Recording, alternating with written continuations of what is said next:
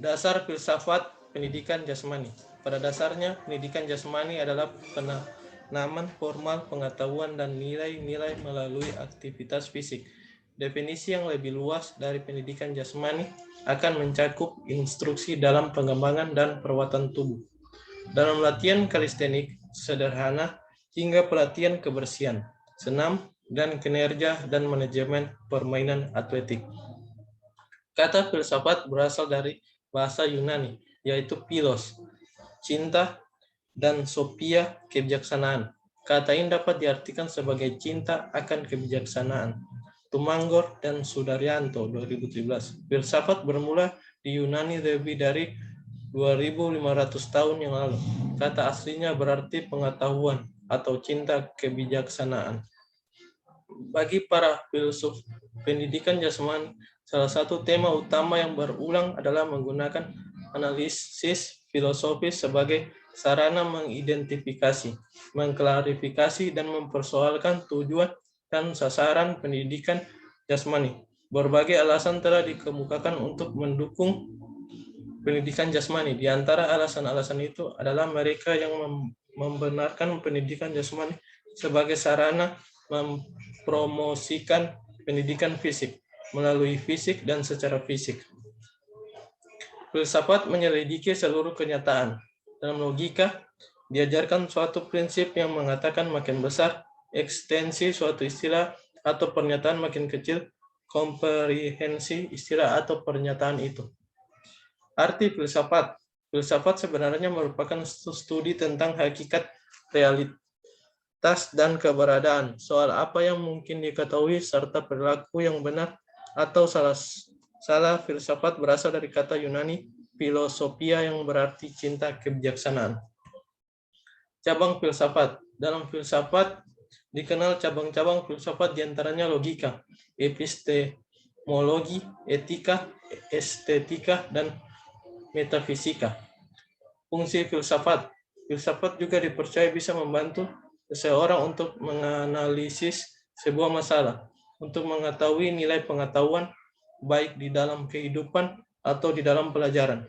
Fungsi yang terakhir dari filsafat ini adalah membantu untuk menambah pengalaman baru dan membantu menghasilkan ide-ide yang baru.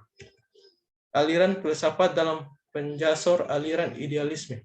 Idealisme merupakan suatu aliran filsafat pendidikan yang berpaham bahwa pengetahuan kebenarannya yang paling tinggi adalah ide dari diri sendiri, bukan dari orang lain. Jadi, dalam konteks pendidikan ini, Islam menceritakan pemikiran atau ide tertinggi secara kelembagaan konstitusional.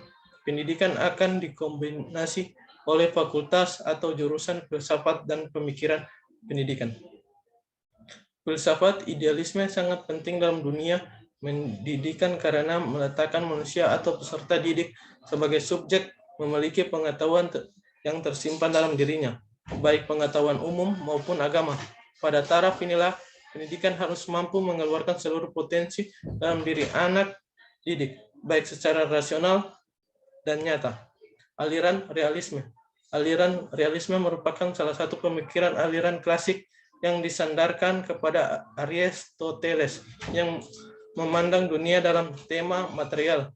Realisme berpandangan bahwa hakikat realitas ialah fisik dan juga ruh yang bersifat hal fisik dan rohani dualitas.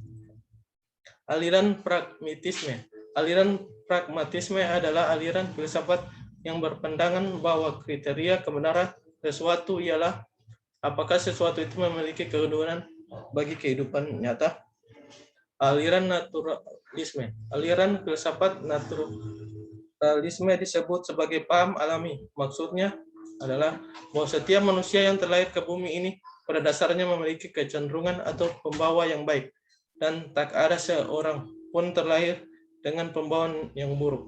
Secara garis besar, dapat diartikan bahwa filsafat naturalisme merupakan nasir berlakunya hukum alam fisik dan terjadinya menurut kodrat atau menurut wataknya sendiri.